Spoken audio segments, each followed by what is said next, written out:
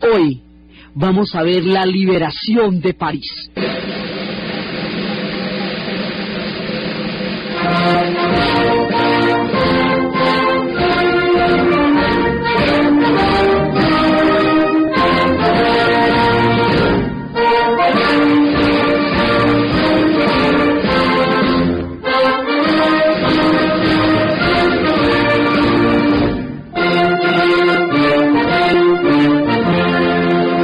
La vez pasada estábamos viendo el desembarco de Normandía, pero el desembarco de Normandía, aparte de la espectacularidad, la superproducción, el gran elenco estelar, altera, cambia y le da otra dirección completamente distinta a la guerra. Ya estamos en una etapa totalmente diferente de la que hemos tenido hasta ahora, porque el problema ya no es si van a derrotar o no a los alemanes. Ya los alemanes han perdido la guerra desde el momento en que la invasión se consolida.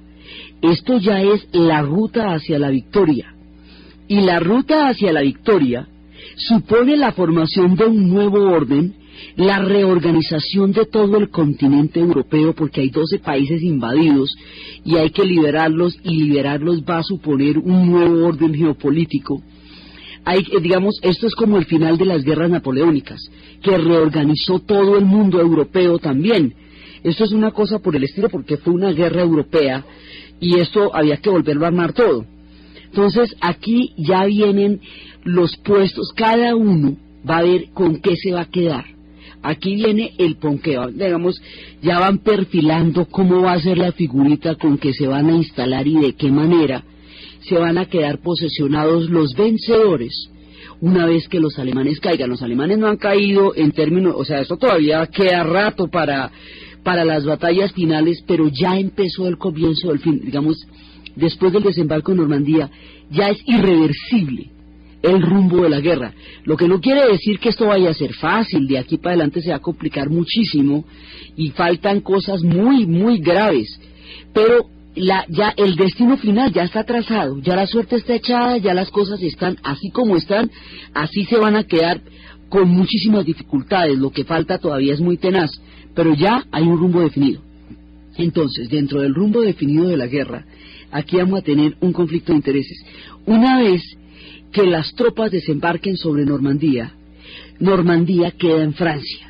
Los franceses llevan ocupados desde el año 40, y en el momento en que sienten que los ejércitos están desembarcando, les coge la alegría más impresionante.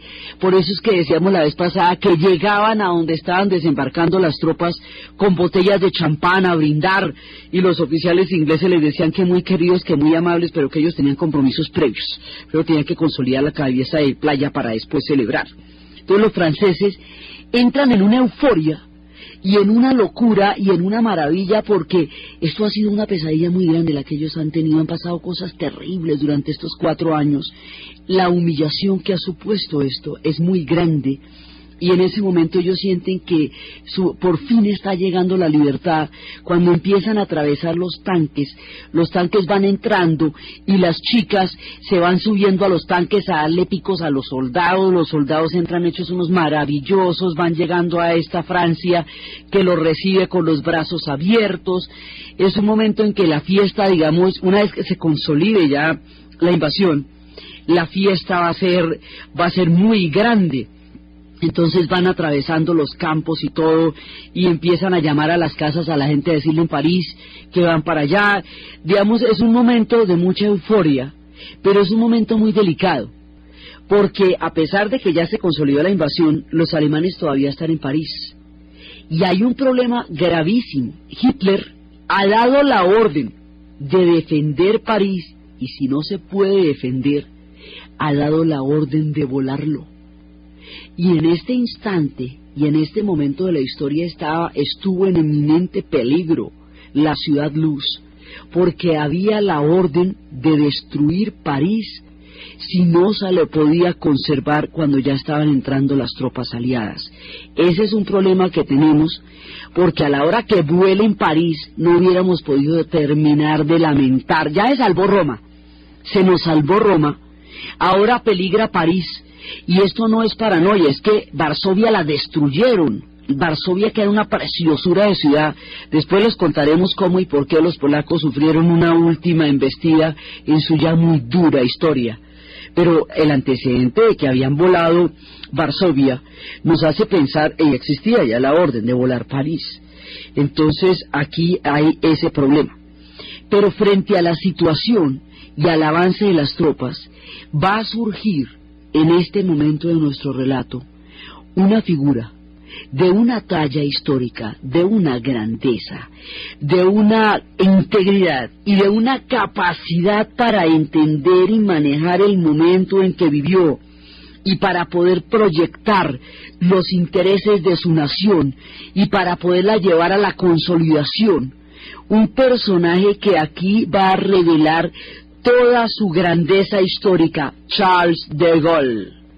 De Gaulle había encabezado la resistencia en el momento de la ocupación. ¿Se acuerdan que en el momento en que la Francia se rinde, él se va para Londres y desde la BBC llama a todos aquellos que no estén de acuerdo con que Francia se haya rendido ante los alemanes para que encabecen la resistencia, que en un principio eran 4 gatos. Después van a ser más, pero en un principio eran 4 gatos. Él encabeza la resistencia. Él era el que había dicho que había que, cómo era la táctica para que no cayera Francia, pero no le pararon bolas. Entonces de Gaulle libra un pedazo muy grande de la resistencia solo, pues con los 4 gatos, y todavía no le paraban bolas. No era reconocido como un gobernante en el exilio, que era como sí reconocieron a los polacos, que a los polacos los habían reconocido como un gobierno en el exilio después de ser invadidos por Alemania. A él ni Churchill, ni Roosevelt, ni Stalin le daban el reconocimiento que Churchill, Roosevelt y Stalin tenían para sí mismos dentro de sus naciones.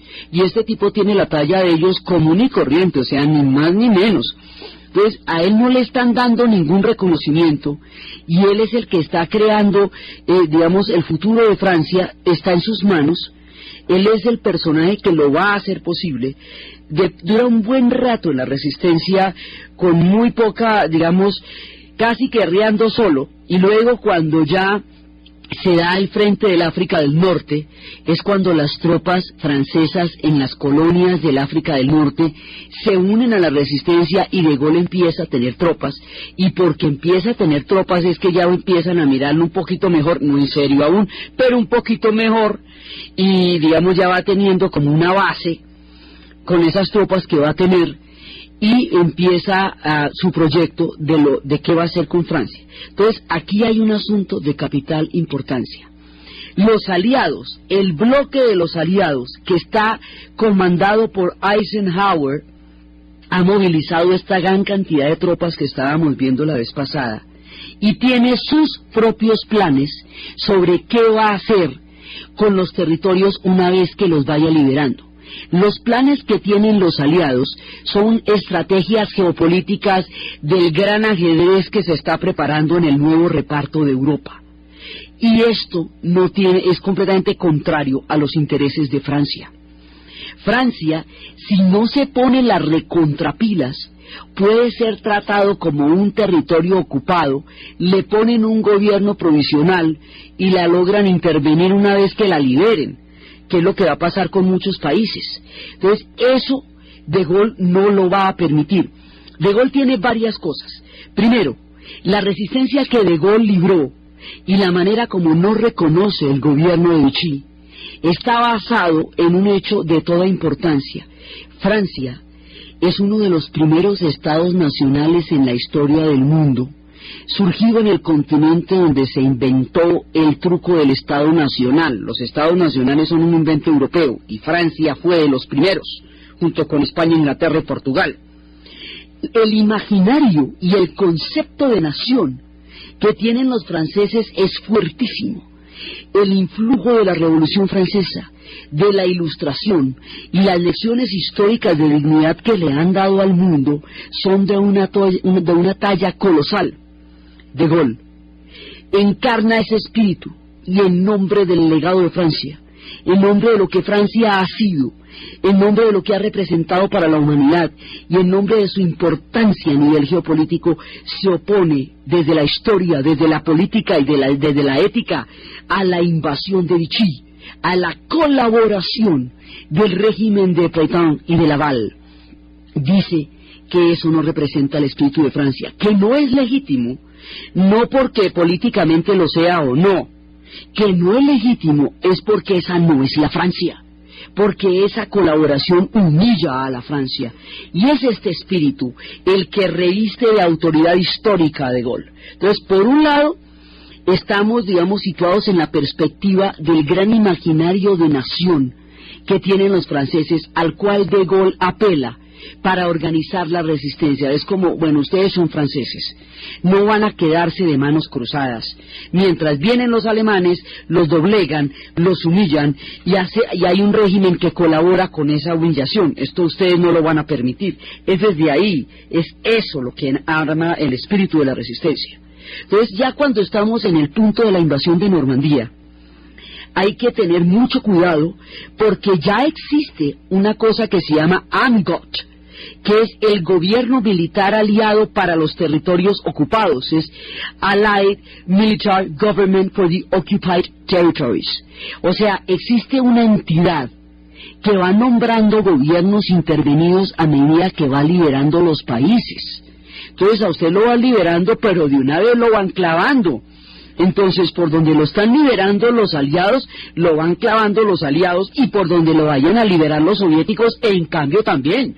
Entonces, aquí hay dos tipos que se ponen las superpilas para que su nación no vaya a quedar en ese jueguito. Uno es De Gaulle por su Francia, y el otro será Tito por su Yugoslavia, Josip Broz Tito. Ellos dos serán los únicos que van a levantar la cara en el momento en que todas estas cosas pasen. El resto van a quedar intervenidos. Italia, como vimos, quedaría intervenida. Francia, que ha jugado un papel tan importante en la geopolítica de Europa desde el principio.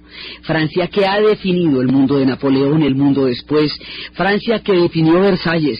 Francia, que definió el curso de la Europa en el siglo XIX, también junto con Inglaterra. No, digamos, si ha ocupado un lugar tan preponderante como Inglaterra en la historia de Europa, ¿por qué la van a tratar como país ocupado y le van a nombrar un gobierno intervenido? Esa figurita no se la van a aguantar los franceses, pero no hay peligro. Y para evitar eso, para eso tienen a De Gaulle. Entonces De Gaulle, cuando ve que no tiene el reconocimiento, empieza a buscar la manera de lograr que los franceses formen rápidamente un gobierno. Primero, empieza a convencer a los aliados de la importancia de liberar París. Los aliados iban rumbo a Berlín. Francia era solamente un pasadizo en la ruta de la victoria que era hacia Berlín. Entonces, para ellos París no ofrecía ningún interés particular en su ruta. Igual podían ir por ahí que por el otro lado, en su ruta hacia Berlín, que era el objetivo. De Gaulle los convence de la importancia de salvar París, porque realmente París puede quedar destruido. Ha pasado en Varsovia, y los alemanes están en París todavía. Entonces De Gaulle los convence de la importancia de tomar París y de llegar allá. Y De Gaulle sabe que los franceses tienen que ser los primeros que entren en el París liberado, porque cualquier otro que entre inmediatamente los mete bajo la figura de la ocupación. Más adelante, cuando la conferencia de Yalta, él se va a asustar muchísimo, porque si no está en la mesa de conferencia es porque está en el menú. Y él dice, no, esto está muy grave. O sea, aquí hay que tener una posición muy clara. ¿Qué hacemos con las tropas de franceses libres que han estado en Normandía? Esas tropas están bajo el mando de Eisenhower y son parte de las tropas de desembarco, o esas son tropas francesas que están formando el futuro ejército de Francia. La invasión de Normandía es en Francia.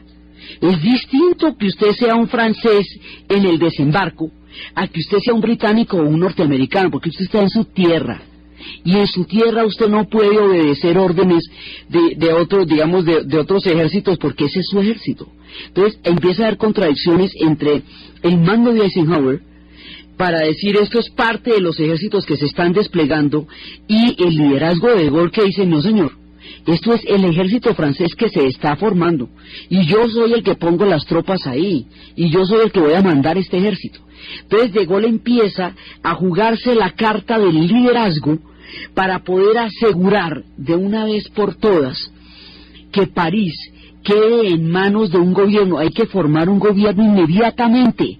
Entonces, en el momento en que las tropas van avanzando, la gente sale por las calles de París alborotada, fascinada, maravillada, en una fiesta increíble, pero además en un desorden. Todas las diferentes fracciones de la resistencia salen, y en ese punto hay una agitación. Se dice que fue la noche que gozaron mucho más los soldados que los oficiales, que esa noche casi ninguno durmió solo, que esto fue, mejor dicho, porque además estas fiestas tan impresionantes son una parte de las reacciones frente a la guerra, mucho tiempo de miedo, mucho tiempo encerrados, y se huele, ya el sabor de la libertad se está oliendo.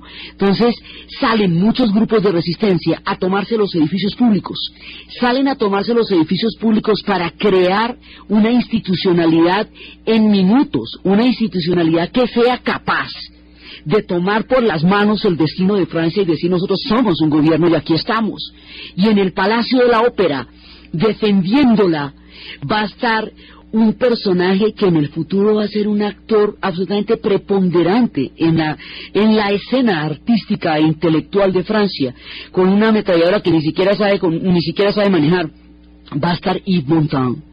Yves Montand, que va a ser cantante, también incurrirá en el canto, va a ser un actor que en el futuro va a representar a la izquierda, va a ser el papel de uno de los protagonistas de las películas de Costa Gabras, de Zeta, de Estado de Sitio. Va a ser él quien represente las vanguardias de la izquierda en el cine, una figura legendaria que durante mucho tiempo creará un imaginario de los debates de la izquierda francesa, tanto en el cine, y también habrá incursiones en la música. En estos momentos él está en el Palacio de la Ópera. Vamos a ir viendo los personajes que están en este momento en París y por qué la universalidad de este episodio.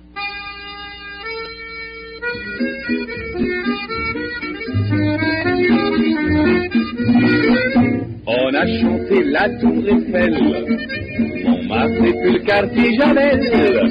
Paris, c'est grand, c'est beau, c'est beau, mais c'est parce qu'il y a dessous un brave homme d'employé qui le matin sur le quai fait des 8 compliqués métro. Al lado de Yves Montand, que describe su París, que defiende su París, que está en el Palacio de la Ópera, defendiéndola y siguiendo las instrucciones de proteger los edificios más simbólicos para poder crear una institucionalidad. Al lado de él, hombro a hombro, una mujer que va a ser muy importante en la vida de él y en la vida de todo el mundo artístico de los franceses, una mujer que se va a universalizar, el ruiseñor de París, Edith Piaf.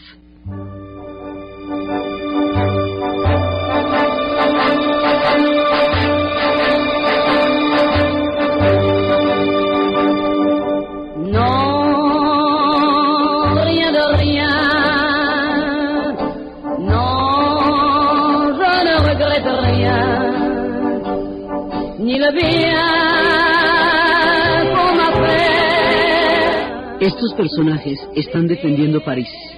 Y mientras tanto, mientras todos los grupos de la resistencia están saliendo a las calles, hay un comandante alemán, que es el general von Schultitz. Este general, von Schultitz, tiene la orden de Hitler de defender París si llega un destacamento y si la puede defender, pero si no la puede defender, tiene la orden de volarla. Este hombre tiene la orden de destruir a París, de destruir la ciudad luz. Este capítulo, este pedazo de la historia, estaría ejemplificado en una novela de Dominique Leparé y John Collins, que murió hace poco, que se llama Art de París. De eso se haría después una película, y son estos momentos en que la orden está dada de llenar toda la ciudad de explosivos y estar a la espera de lo que pase para para volarla. Entonces, ¿qué hace este personaje? Este personaje lo que va a hacer es cumplir muy lentamente la orden de repartir los explosivos. Él está dispuesto a defender París, porque no es tampoco, digamos, no es que sea un traidor. Él está dispuesto a defender París si llega un destacamento de alemanes con qué defenderla. Pero si no, la primera parte de la orden, defienda París, y me mandamos un destacamento, no hay problema. Si me mandan el destacamento, yo defiendo París. La segunda parte de la orden, si no puede defenderla, y si París cae bajo las manos de los aliados, vuélela. Él no la va a cumplir. Y no la va a cumplir porque este tipo no quiere pasar a la historia como el miserable que voló París, como el infame que acabó con la Ciudad Luz. Entonces encuentra la manera de desobedecer. Y la manera de desobedecer la orden es ejecutarla tan lentamente y despistar la coordinación de la operación, quemando tiempo de manera tal que, digamos, que puedan llegar las tropas. Él no va a hablar directamente, o no se sabe si habló directamente con la resistencia o no, sobre eso se especula, pero el tiempo que él, digamos, dilapida es un tiempo muy valioso que hace posible que se salve París.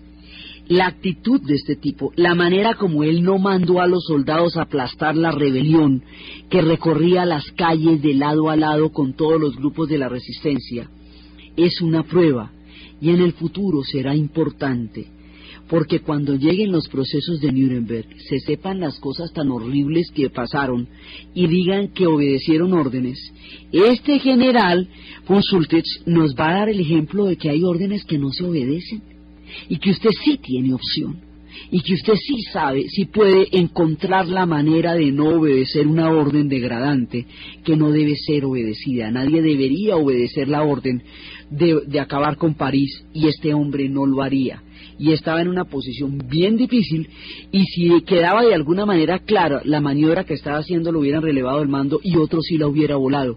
Él hizo la diferencia. Y aquí queda claro que hay órdenes que no se obedecen aún en circunstancias extremas. Este hombre va a crear las condiciones de lentitud para que París se pueda salvar, pero en sus manos estuvo la decisión, y él es una parte importantísima de que París todavía exista, de que esté la Torre Eiffel, de que esté el Sena, que se pueda caminar por París y aún existe esa ciudad y no haya desaparecido como tantas cosas terribles que desaparecieron en la guerra, porque no hubiéramos podido reponernos de eso jamás. Entonces la gente está en las calles. Todos los grupos de la resistencia están en actividad febril, creando comités. El embajador de Suecia, que en la película es Orson Welles, camina de un lado para el otro, tratando de evitar que haya directamente disparos sobre la gente en las calles. Toda la situación está dada, y aquí se está liberando París. ¿De qué se está liberando Francia? Francia se está liberando de uno de los episodios más vergonzosos de toda su historia. Cuando hablamos de la caída de Francia, habíamos dicho que Pétain, que había sido el héroe de Verdún, de pronto se había visto en una situación extrema porque los alemanes iban por Francia, Francia era el objetivo, y con la herida que venían de Versalles, el régimen nazi la hubiera destruido.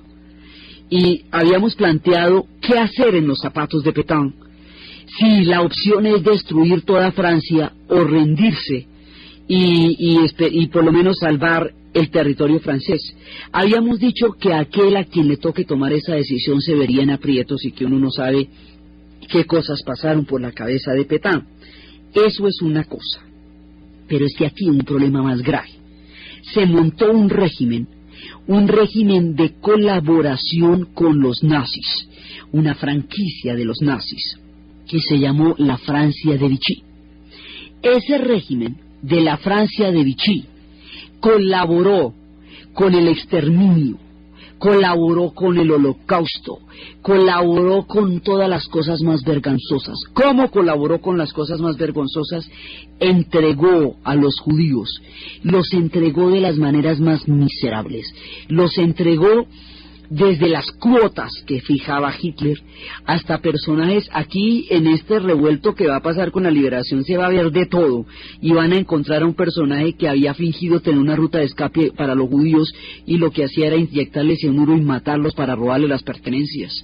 Había una colaboración oficial que entregaba cuotas. Muchísima gente judía fue entregada por el régimen de Vichy. Por eso era tan importante la labor de Varian Fry, que habíamos hablado durante estos programas, para salvar a los artistas y el arte occidental a través de la guerra, lo que se llamaba la guerra de Varian Fry, que fue el que habíamos contado que había salvado a Chagall y que había salvado a Alma Mahler, porque hay gente que creía que esto todavía era la Francia eterna, la Francia histórica. Esto no, esto era una Francia nazi. Entonces, por un lado entregaron a los judíos y ponen una contribución importante al holocausto. Por otra parte, Vichy, la Francia de Vichy, entregó voluntarios, entre comillas, trabajadores para ir a contribuir al esfuerzo bélico alemán. Estos trabajadores que la Francia de Vichy mandó a Alemania fueron tratados como esclavos, fueron hombres esclavizados en las fábricas alemanas del propio suelo francés, entregado por el gobierno francés. Cuando estos hombres empiecen a regresar de Alemania, la bronca que le va a dar a los franceses viendo a estos esqueletos vivientes saliendo de las fábricas o de los campos de concentración y ver que fue su propio gobierno el que los entregó, esto va a ser muy grave. Otra cosa que hizo el gobierno de Vichy, los republicanos refugiados de España, que habían llegado en masa en el momento de la caída de la República, un año después fueron fusilados por los nazis o remitidos a los campos de concentración con la colaboración del gobierno de Vichy.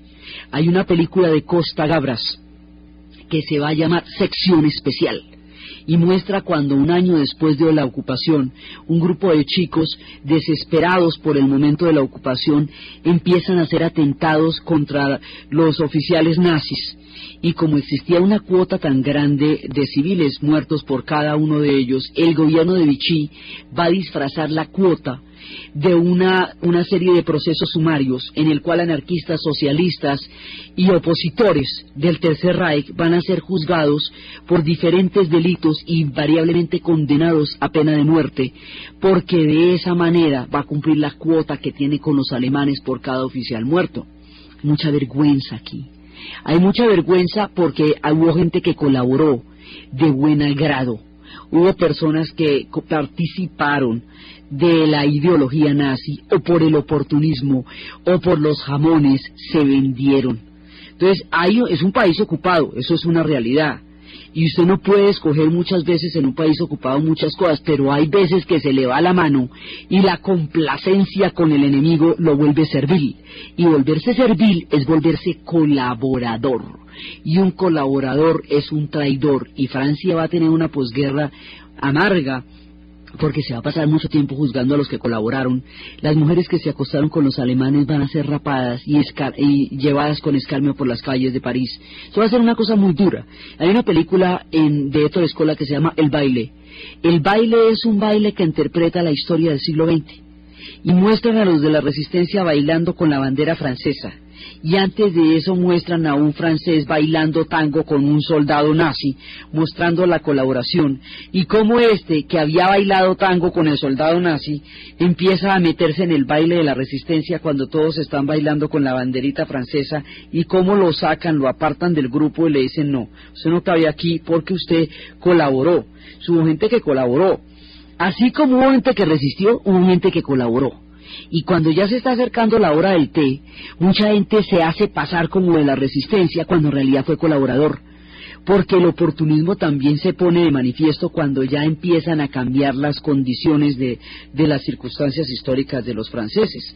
Entonces aquí hay una cantidad de ebullición de cosas que están pasando en ese momento, y la vergüenza del episodio de la ocupación va a ser una herida que todavía es difícil de sanar entre los franceses. Es un tema que ellos no tocan, porque cuando tocan ese tema, ahí puede haber confrontaciones aún ahora. Esto es un episodio muy amargo. Muchas de las personas que colaboraron con el gobierno de Vichy eventualmente se van a ir para Argelia, porque la vida se les va a hacer realmente imposible en Francia, y todo esto se está jugando en el momento de la liberación, tratando de mirar quién estuvo y quién no estuvo con el régimen de Vichy. El régimen de Vichy va a ser un régimen oprobioso y va a lanzar esa vergüenza que más adelante Sartre diría: nunca fuimos más libres que durante la ocupación alemana, porque era el momento en que la libertad había cobrado su plena vigencia. Entonces hay un gobierno que produce todo el rechazo de lo que es el espíritu francés, que es el gobierno de Vichy, y que es el que De Gaulle ha venido señalando a lo largo de toda su lucha como un gobierno ilegítimo, porque no solamente no representa el espíritu de Francia, sino que lo pisotea, y por eso se vuelve el objetivo. Más adelante a Pétain se le hará un juicio histórico y lo condenarán a la cárcel, y a Laval lo van a ejecutar, porque a Laval, que era el segundo después de Pétain, lo acusan directamente de ser el que montó la maquinaria de colaboración y el que dio las órdenes de mandar a los trabajadores franceses a que fueran esclavizados en Alemania y que dio las órdenes de deportación de los judíos, el responsable personalmente de la contribución a la miseria humana que hizo el régimen de Vichy, y eso es lo que está en juego en el momento de la liberación.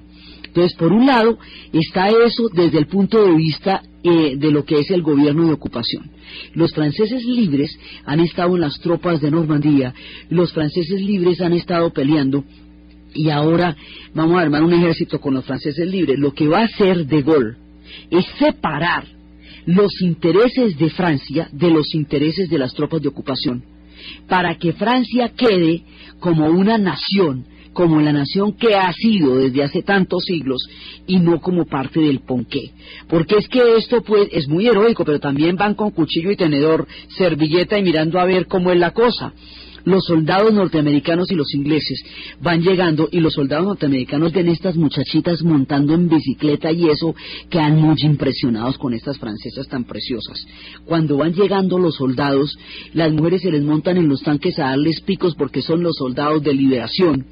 Y esto va a ser, ahí es cuando les digo que es la locura furiosa, y esto se arma una parranda, la cosa más impresionante, y la gente está llamando a las casas y salen los otros en las ventanas.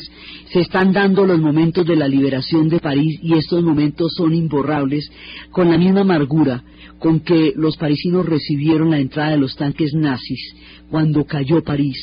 Eso se va a volver la euforia y la alegría más grande cuando ven entrar a las tropas, pero las tropas que están entrando en el rigor de lo que De Gaulle planeaba son tropas francesas.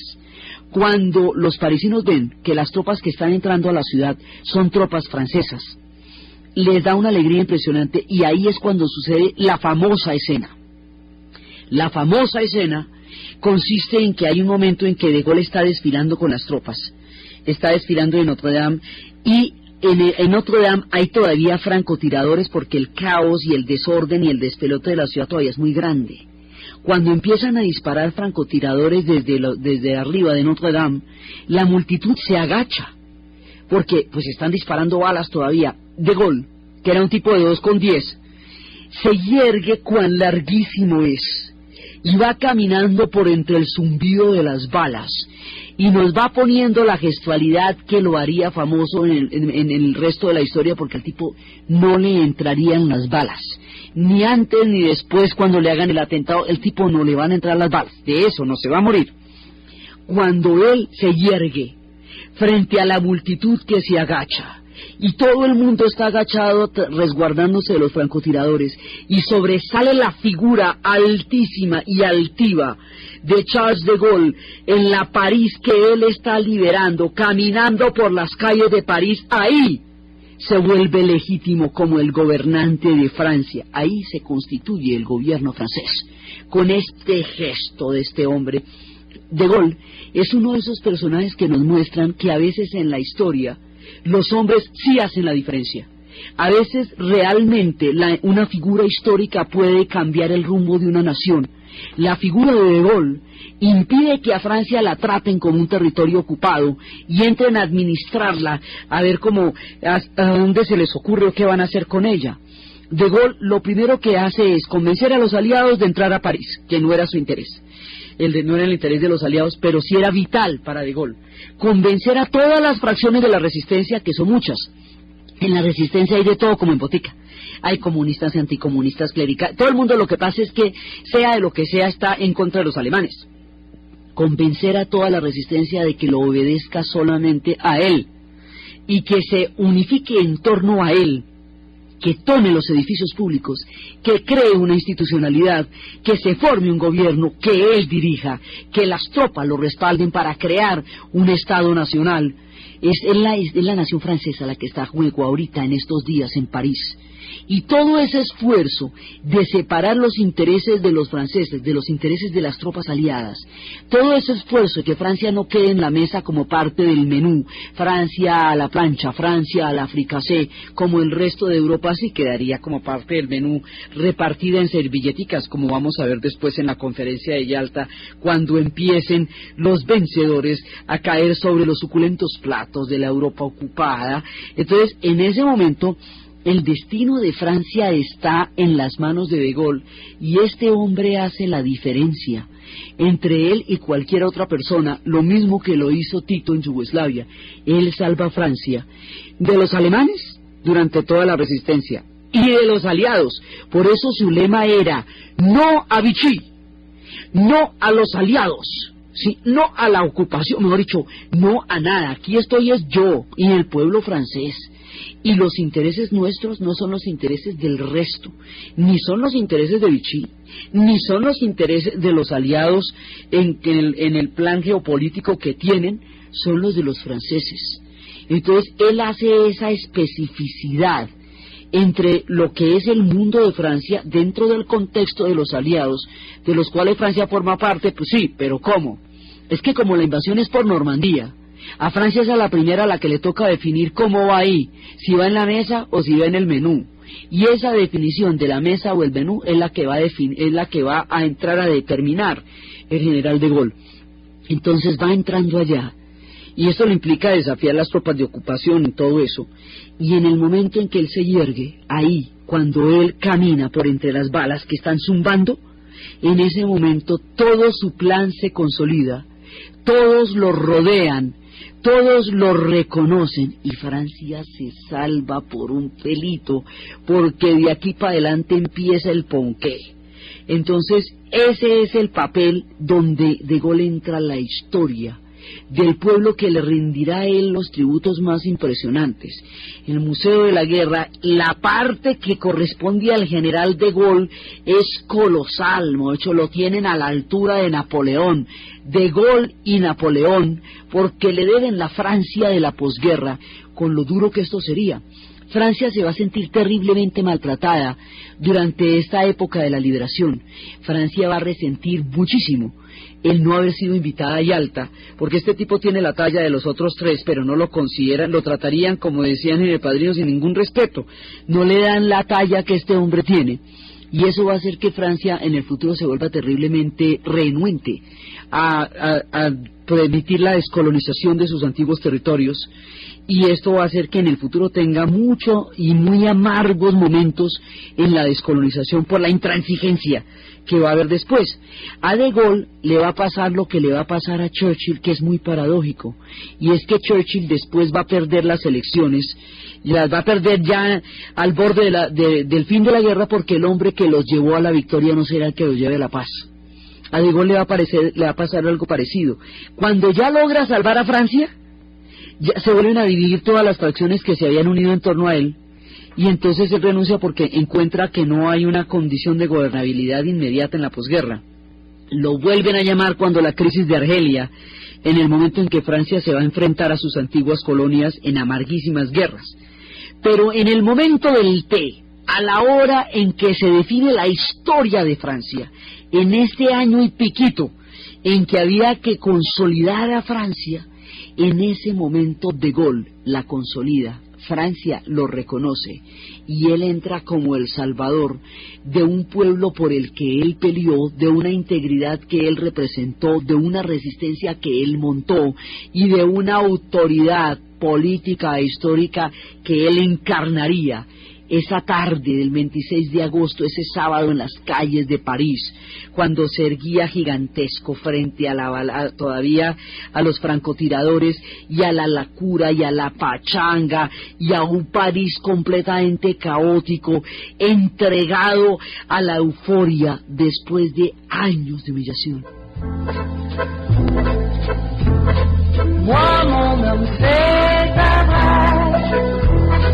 C'est un balai, je vois la mort de près, devant ses yeux me brûle, il me fait ce que personne n'ose, después de este episodio tan heroico, en que París ha logrado su liberación, De Gaulle ha logrado salvarla, y todo el mundo se logró consolidar. Bueno, mueren 3.000 personas en la liberación de París, que comparativamente hablando con la tragedia que eso pudo pasar, y la ciudad entera, es entregarse a la libertad. Pero ellos quedan muy heridos por todo lo que pasó, por la humillación de Vichy, por la división profunda entre los que colaboraron y no colaboraron. Y en esos días de la liberación de París hay una cantidad de figuras que en ese momento están en la historia. Ahí están en esos lugares Jean-Paul Sartre y Simone de Beauvoir. Y ellos van a convertirse, así como los italianos mostraron toda la desazón y la amargura de la guerra a través del cine, a través del neorrealismo, los franceses lo van a mostrar a través de la filosofía, a través del existencialismo. Sartre va a elaborar una doctrina que ya se había generado en la primera posguerra, pero que ahora va a adquirir una fuerza impresionante, que es el existencialismo. Y él decía, mirando a los cadáveres vivientes que volvían de Auschwitz y los trabajadores esclavos que tanto indignaban a la nación francesa, unos querían bailar para celebrar y otros decían que cómo se podía bailar cuando tanto dolor había pasado en Francia. Sartre decía, antes de nacer no somos nada, y después de morir no somos nada. La vida es un intermedio entre la nada y la nada de dudosa importancia. El existencialismo francés, penetrante, corrosivo, va a ser uno de los referentes filosóficos del siglo XX, y la novela, el libro El ser y la nada, será la representación de ese existencialismo. Él y Simone de Beauvoir formarán parte fundamental de la intelectualidad del siglo XX. Se están escribiendo en ese momento las revistas como Tiempos Modernos, y están en ese momento bullendo las ideas de los grandes intelectuales. Al lado de ellos está Albert Camus, quien escribirá después El extranjero y escribirá La peste, y llevará el existencialismo a la literatura.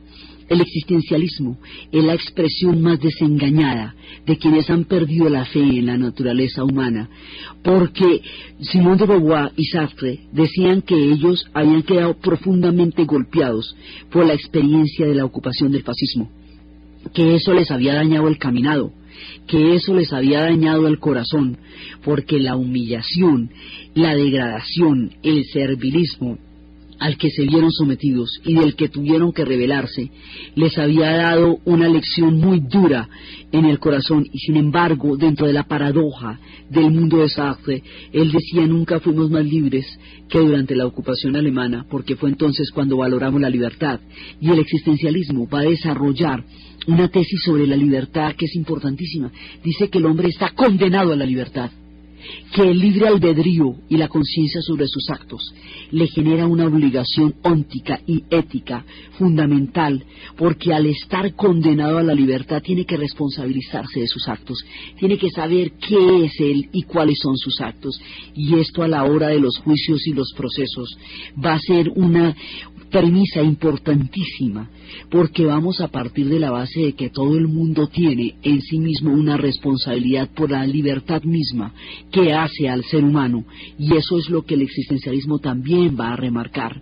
Los intelectuales de toda Europa, Picasso estaba en ese momento en París, Hemingway estaba en ese momento en París, los grandes intelectuales estaban en ese momento en París, y ellos van a ser testigos de este momento heroico en que se va a dar la París liberada, momento lleno de paradojas, lleno de pachanga, de chicas preciosas, de soldados embriagados, de la borrachera más impresionante que se hayan pegado, porque esa noche de la liberación la parranda fue infinita, y al otro día los grupos católicos sacaban cartas diciéndole a las chicas que cuidaran su inocencia y no la feriaran a la liberación y esperaran a sus familias del futuro, cuando era el día de feriar la inocencia a la liberación, porque se estaba liberando París. Estaba la pachanga por un lado, por otro lado estaban todos los grupos de la resistencia poniéndose de acuerdo para la foto, por otro lado estaban los alemanes tratando de manejar la situación para que no se acabara. Todo esto está pasando, y los intelectuales que van a vivir este momento no lo olvidarán jamás, y la producción filosófica y literaria de los franceses, tratando de digerir la experiencia histórica de la ocupación y de la liberación moldearán una parte fundamental del pensamiento de la segunda mitad del siglo XX. Los franceses se van a hacer grandes en la filosofía y en la literatura, como se hicieron los italianos en el cine. Cada uno va a dar una versión de la guerra, y esas reflexiones serán las grandes lecciones históricas del siglo XX, y una vertiente muy importante va a tener lugar en París, en el país de Sartre y de Simone de Beauvoir, en los cafés de Saint-Germain-des-Prés, en todos esos lugarcitos donde se pensó el mundo y la realidad de lo que se había vivido. Por eso es tan importante la liberación de París, y se nos prefigura cómo va a ser el nuevo orden mundial. Y al hablar de cómo va a ser el nuevo orden mundial, quién se va a quedar con qué, nos vamos a remitir al momento de la repartición, el sitio donde se van a sentar mapa en mano a repartirse el mundo, servilleta, cuchillo y tenedor. La conferencia de Yalta, esa conferencia de Yalta que va a repartir el mundo, y los bombardeos sobre Alemania, que va a empezar a sentir por la vía de la aviación el fin ya propiamente dicho. Todo eso es lo que vamos a ver en el siguiente programa. Entonces, desde la figura altiva de Gaulle caminando completamente libre en ese París donde todavía estaban disparando los francotiradores, desde los edificios públicos, desde los grandes intelectuales, desde el espíritu de los parisinos, desde la alegría, la confusión y todo lo que estaba pasando en ese momento, desde la heroicidad del país liberado, desde el alivio después de los años de ocupación, desde lo que representa para el mundo que la Ciudad Luz se haya salvado en el momento en que más peligro estuvo, desde todos estos eventos que nos están llevando ya hacia la ruta de la victoria y que hacen posible que Francia se salve, no solo de los alemanes, sino también de los aliados, gracias a la figura de Gaulle. En la narración, Diana Uribe; en la producción, Jessy Rodríguez; y para ustedes, feliz domingo desde el París liberado.